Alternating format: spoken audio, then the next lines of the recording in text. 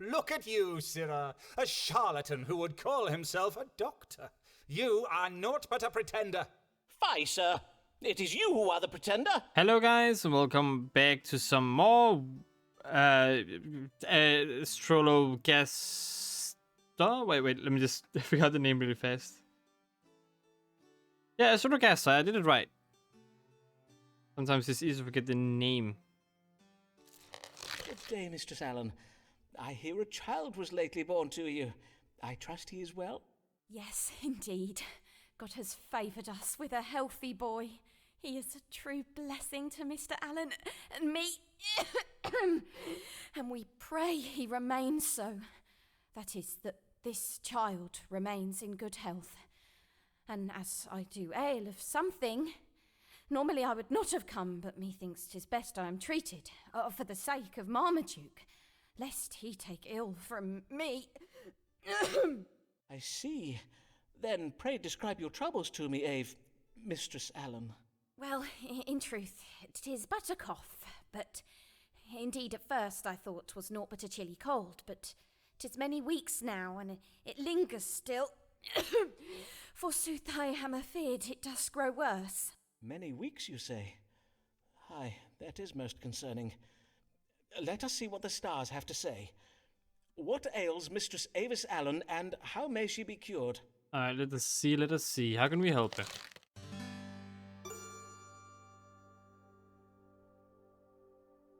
Not bewitched. Crave case of mattering in the breast. This suggests a mild deficiency of blood in the body. She's definitely not bewitched, that I know for sure. Before I complete my judgment, madam, I must ask a question of, medical relevance. Who is the true father of your... God mend me, Simon! Oh, you would plague me with your suspicious fancies even now, in my very hour of need. Have you no thought for my son and my... I am full sick of your jealous delusions. Oh, verily, I should never have come. I will bid ye good day now, Simon. Why did he ask Would that? you not wish to know what ails you? Indeed, I would. Which is why I will be finding myself another doctor. That wasn't even my fault. He's just an idiot.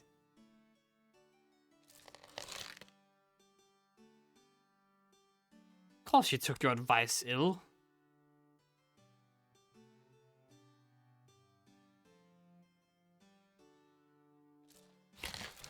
When the story seems bold, crucial facts left untold. When the story seems bold, crucial facts left untold. When Forman protests, he is pushed to the testes. Ferraro, Signor Ferraro. Ferraro again. Good day, Signor Ferraro. How may I do you service? How may you do me service, huh? 'Tis the question, is it not?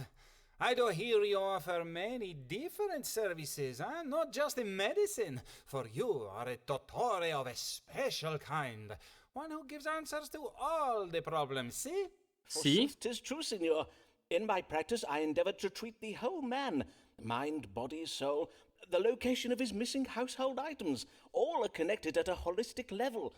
I take it this time you are come about a problem that does not pertain to a bodily complaint? See, 'tis my mama. She does worry night and day.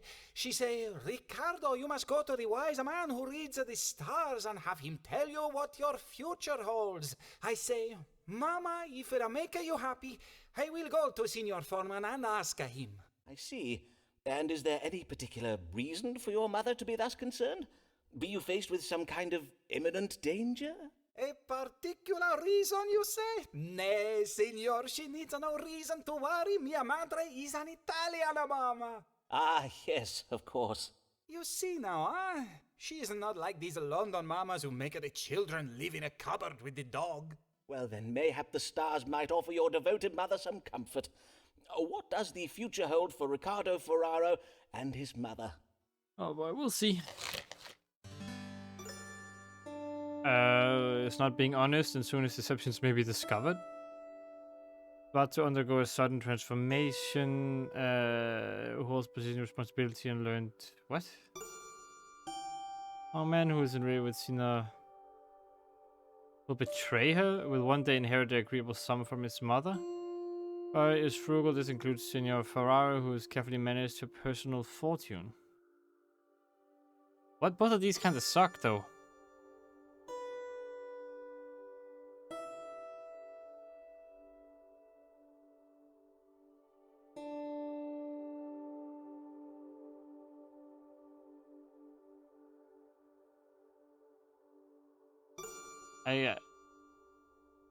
I don't know. Sure, this one. My chart shows that your mother has been frugal and careful with her personal fortune. As a result, you are due to receive a fine inheritance upon her death. How lovely. But beware. Ah, this story has a twist, does it? Aye, you are in danger of having your inheritance stolen, for your mother has begun a relationship with, yes, a hypocritical young man. He professes to love your mother, but in truth, 'tis but her fortune that inspires his ardour. Ha! What a fruity tale you tell! Verily, you might sell these ridiculous stories of yours to William Shakespeare. Well, as a matter of fact, Mr. Shakespeare does oft come seeking my... Look at you, sirrah, a charlatan who would call himself a doctor. You are naught but a pretender. Fie, sir! It is you who are the pretender, for 'tis clear you are not the merchant of Venice you pretend to be. Who are you? What is your true name, sir? You will know it in time, sirrah, for we shall meet again. I bid you good day, Dr. Forman.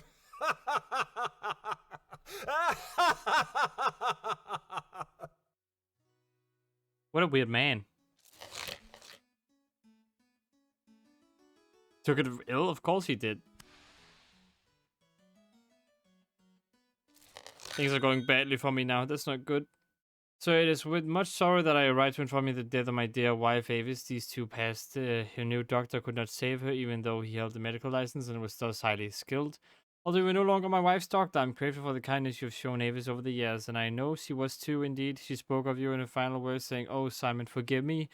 Simon," or something of the like. Doubtless this expression of guilt was a reference to bill for your services he had not yet settled. How like my poor wife to have been thinking of her obligations and to others until her very last breath. I enclose this missive sum of shillings to beg for your forgiveness and late payment. Oh no. Okay.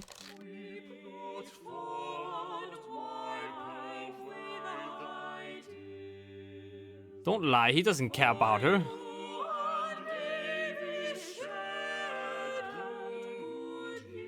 No, they did not.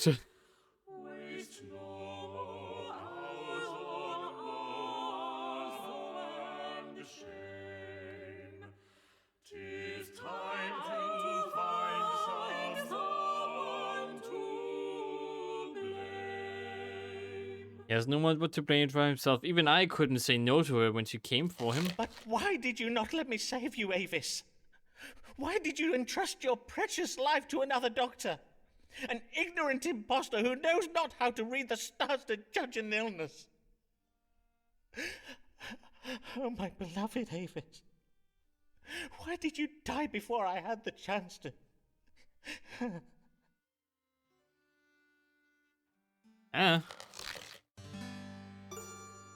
Who's to blame? I sent rumors circulating about Avis concerning the Catholic faith and may have even affair provoked anxious passions. Is there such intention? The carriage she neglected her own health. Your doctor led to a death. Avis' death was the fault of a licensed doctor with medical... No.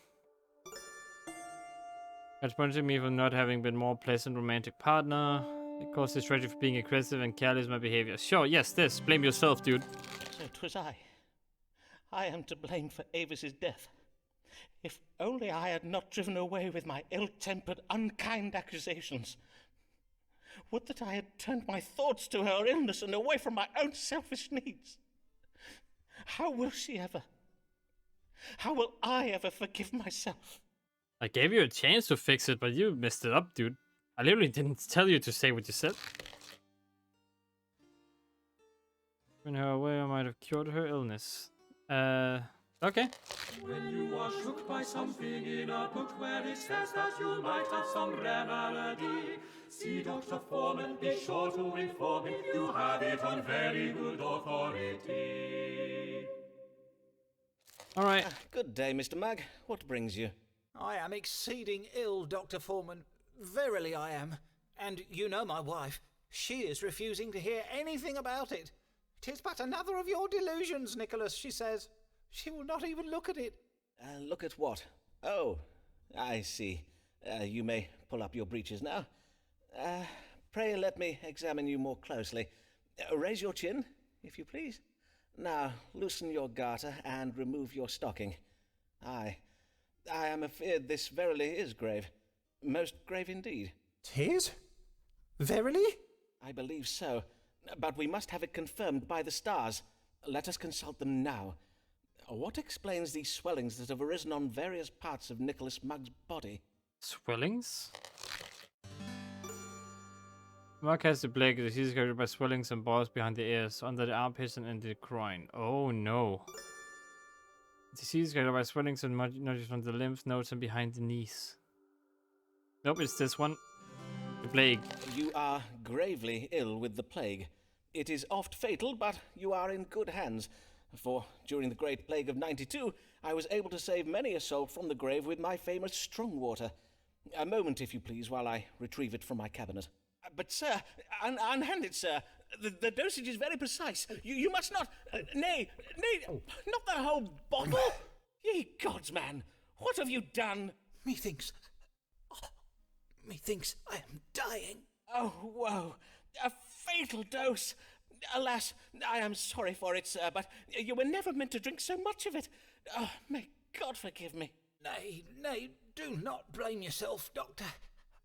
Thank ye heartily, for at last all shall know, my wife, my friends, how wrong they were, and how I did speak true. William! Oh, curse it, where is that feckless manservant of mine? William!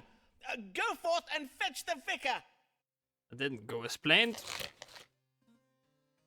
I don't know if the plague can describe the dose of my strong water as treatment, but the current did prescribe himself many more doses than he died of. This is not good. Everything's going badly. Mr. Forman, you have been called before this assembly of the College of Physicians to answer the charge of practicing medicine without a medical license. What have you to say in your defense? Would you deny practicing medicine, Oh, that was sir? him. Why, no, I would not deny it. My practice is well known. Indeed, since I helped cure the plague of '92 with my strong water... Then you admit you have committed this most grievous offense. Ah, well, 'tis true I'm not technically licensed, but I fail to see how... You fail to see? Then permit me to enlighten you, sir.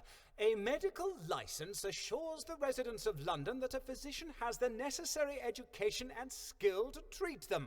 By practicing without qualification, you have not only broken the law, you have endangered the lives of your patients. True. Indeed, we have received reports that a man by the name of Nicholas Mugg, a wig maker of Silver Street, has lately died under your care.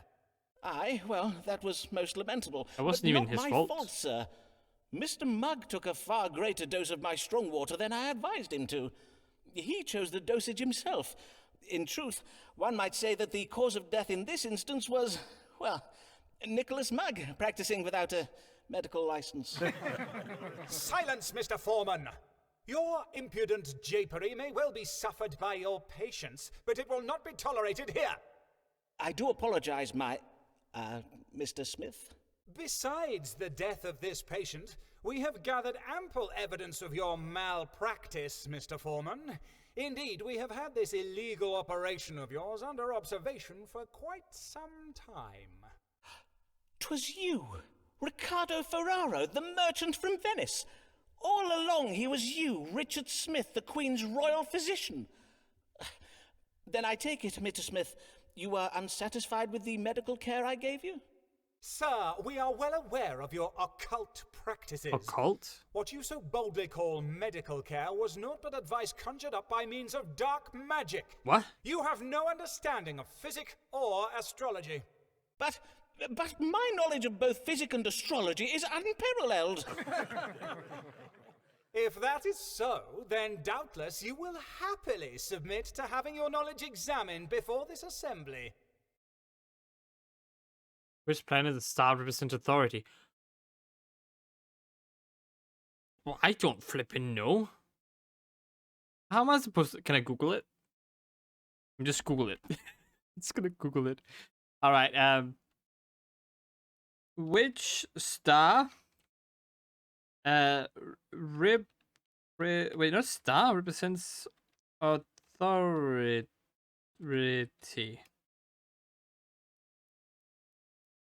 The sun. It's the sun. It's cheating.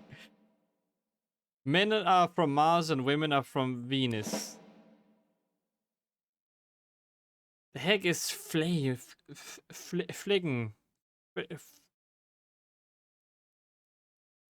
Fligum is? Question mark?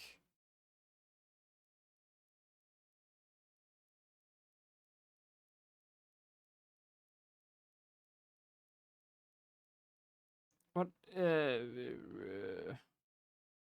What? I have no idea. Hot and moist? No, that's wrong. Well, which zodiac rules over the privy parts? Scorpio? Silence! Simon Forman, you have I got failed. one wrong. Constable, shackle this man and take him from hence to jail. But, sir, this is most unjust. Pray afford me the chance to unhand me, you rogue. I only got one wrong. My goodness, sir, I'm happy to inform you that I have secured your release from jail. By the way, my friendship with Mistress Maud Smith, I was the president of College of Physicians. We have contrived to have her husband believe that you enjoy the flavor of John Whitgift and the Archbishop of Canterbury, that the Archbishop plans to grant you a medical license. Whilst you will be freed this day, our ruse will not hold up for long, for Maud says the college intends to write to the Archbishop to warn him that you are a charlatan and to urge him not to grant you a license. Your most assured friend and Colonel Alice Blake. Alice Black, she feels no shame, and forsooth is she to blame. If we were her, we'd do the same. Alice Black, she feels no shame. You know, it's sad when I actually looked stuff up and I still failed. Good day, Mistress Blagg. Before we start, I must thank you for having used your influence to help me resolve my recent difficulties. Say nothing of it. Those doctors and their College of Physicians. Naught but a band of piss-pot sniffing bullies, so they are. Besides, I needed you out of prison so that you might read the stars for me. I see. And what would you have me advise you on? What know you of Richard Bancroft, the Bishop of London? Not much, in truth. But I did attend the Easter service at St. Paul's. I found the bishop's sermon on the virtues of chastity and abstinence most compelling. Why, you know him well? Not very well as yet. I was seated beside him at an Episcopal dinner Saturday last. We discoursed a while. Bishop Bancroft is a most charming man. But there was a moment when we did both reach for the brandy decanter. Our eyes met and I felt something. 'Twas a spark between you and the bishop? You felt a certain frisson in the air? Nay, I felt a certain hand up my skirts, more like. His Grace put his hand up your skirts. Madam, may I say how... Save your congratulations, Forman. The bishop's not in the bag yet. Hence why I am come to you. Now that I have piqued his interest, I would have the stars tell me how to secure it. Then you wish to pursue an amorous affair with Bishop Bancroft. But what of your husband, Dean Blagg? Oh, do not speak to me of my husband. Thomas Blagg is not fit to secure his wife's future. He is not fit for many of his marital duties, truth be told. But you did warn me of Blagg's financial ruin, and for that I am grateful. Forsooth, I am glad I was able to be of service to you, Mistress Blagg. Speaking of such, let us press on with this day's readings, if you please. Of course, let us consult the stars. How may Mistress Blagg secure the lasting affections of Richard Bancroft, the Bishop of London? Alright, let's see. How will she do that? Using... Okay, Alice is being careless with her husband's legacy. No, that's fine. I don't like the husband anyway. Since I have approached exercise constraint, good angels will aid her in the plans. Alice's chance for romantic success will be the end if she adopts a quiet, your manner. Thing to do would be to tell Alice some hard truths and afford her some perspective. Her actions this however might be unpredictable. She's supposed to be smart, right? Alice should lie to the bishop by telling him she's with his child. Alice should commit adultery with the bishop while he's away from home. Nah, just take this one. She can be angry if she wants to be. Stars advise you to conduct your wooing of the Bishop Bancroft with constraint and discipline. You must be strict. Allow him no intimacies. I see. Keep the bishop's hands off me till he begs for it. Until he be driven so mad with lust he would offer anything for a tumble. 'Tis one interpretation, certainly. 'Tis true that Lady Anne Boleyn found success with such a stratagem in her pursuit of the late King Henry Tudor. At least, up to a point. Aye, poor lady. Be there anything else? My chart does also advise you to adopt a manner that is quiet, gentle, and demure. Verily, I will not lie, this is beginning to sound like a cod's load of work. Mayhap I play dumb with the bishop and merely nod and smile at everything he says. It is the stratagem used by Jane Seymour, I believe. And unlike Anne Boleyn, she bagged her king without losing her head, did she not? Maybe. Did she sleep with the guy again? Really?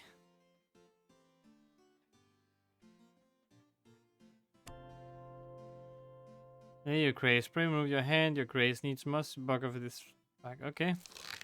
Lancelot more, lovely his passion, lacking in mind, fulsome in fashion. The unwise truths cause him much hurt. He yet persists in chasing the skirt. Well, okay. Good day, sir, and well met. Oh, pray tell, did you secure the hand of the golden-haired maiden? Yea, verily I did. But 'twas through luck alone. For though your advice to impress her with jewels and manly pursuits was most excellent wise, she took ill against me. She even called me a peacocking bear botherer. Luckily, great. her father shares my love of rough sports and was greatly impressed by my semblance of wealth. He promised me her hand in marriage, and I was made the happiest of men. Then I must congratulate you on your forthcoming nuptials. Will you be having a summer wedding, or...? Congratulate me? Do not congratulate me, Forman, for I am the unhappiest of men. What? It was but a day after our engagement was announced that my love became afflicted with the smallpox. Naturally, I was all a terror. Would she perish? So wretched was I with fear, I almost died of fright. Aye, naturally. Smallpox is a most terrible disease. I intend to write a small treatise on the subject. But then, alas! Fate struck the cruelest of blows upon my soul. Oh, verily. Poor girl. May she rest in peace. Or re-squeeze in pace, as we Latin scholars say. What? Nay, death would have been a mercy. For once cured, the maid arose from her sickbed bearing hideous scars. Her once fair cheeks, thus so cratered, to make the very moon wane with envy. I see. And now you wish to extract yourself from your engagement, I presume. Naturally. But her brother and father are fearsome men with a taste for rough sport, and her mother's tongue is as sharp as a barber's blade. I worry that my breach of promise may be taken ill. Then let me see if I may fathom the family's reaction from the stars. What will become of breaking your engagement to this once fair, now pox-scarred maid? So let's see. First, we got God's punishment. Be intelligent to seek resolution. All spiritual promise may result in sudden change of fortune, his death.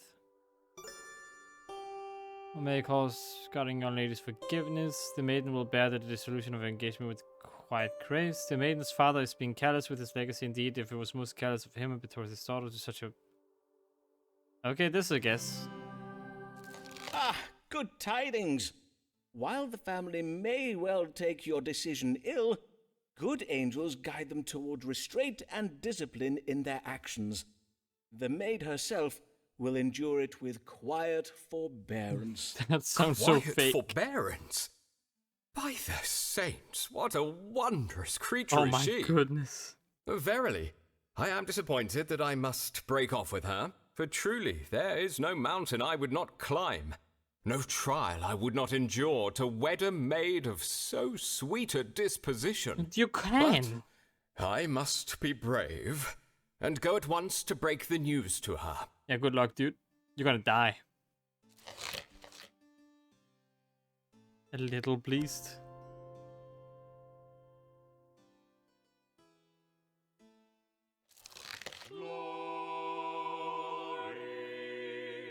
Glory to the Lord. The